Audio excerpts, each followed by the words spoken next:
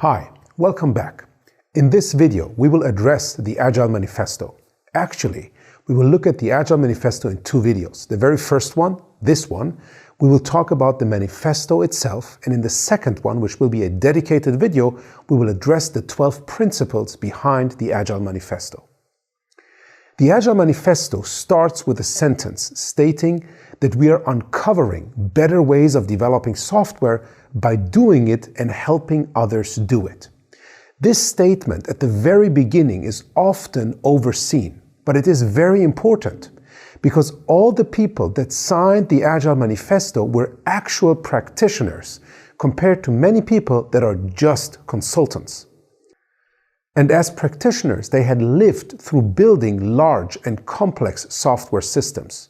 So when they talk about these 4 values stated in the Agile Manifesto, this is not based on theory, this is based on actual practice. Let's go through these value statements one by one.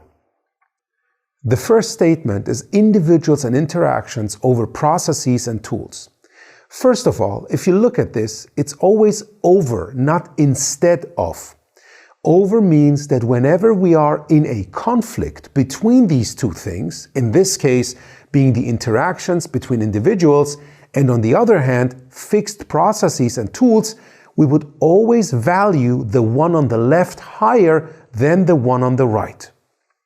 If you look at different agile ways of working, be it Scrum, be it extreme programming, be it other things, they all can be considered as a process. And many of these processes come with tools that help us follow that process. For example, tools that help us manage our product backlog, such as Jira and many other tools. But whenever we are in a conflict between a process like Scrum and the interactions between individuals, we would value the interactions higher than the process itself. The second statement is working software. Today I replace it mostly with working product over comprehensive documentation. Again, this does not mean that documentation is bad or obsolete. If you look at a product backlog, for instance, it is a sort of documentation, but it is not as detailed as a traditional requirements document. And our intention is to first and foremost build software or build product increments quickly so that we can gather input and feedback and based on that improve over time. But wherever needed, we would also create the required documentation with the systems that we built. Statement number 3 is customer collaboration over contract negotiation. Again, contracts are not necessarily bad, and in many cases, contracts are needed. But even if we do have contracts with our customers, for instance, we would value a deep collaborative approach with that customer higher than just following whatever is stated in the contract. Because ultimately, it is our goal to create value for our customers, to create happy customers, so that these customers decide to work with us on a long-term basis.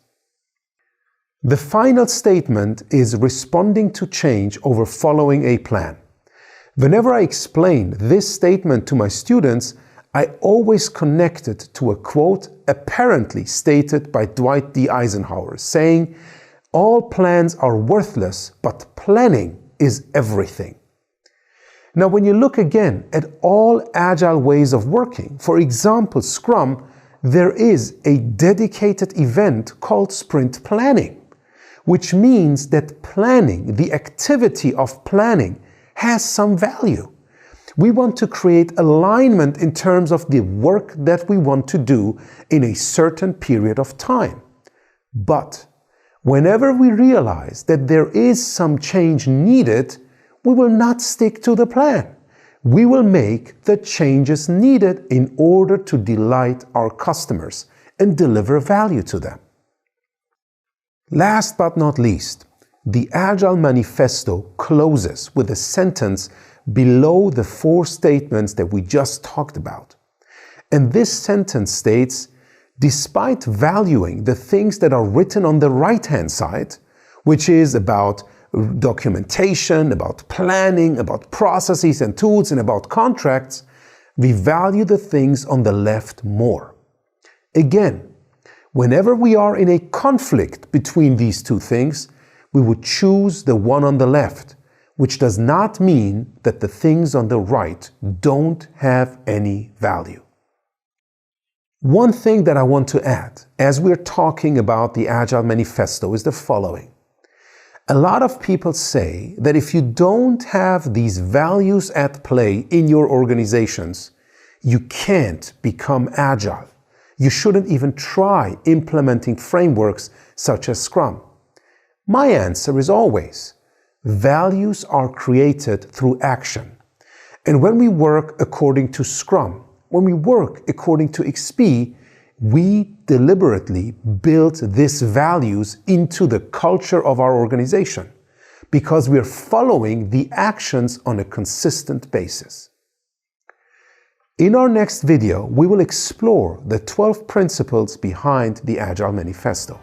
I'll see you then.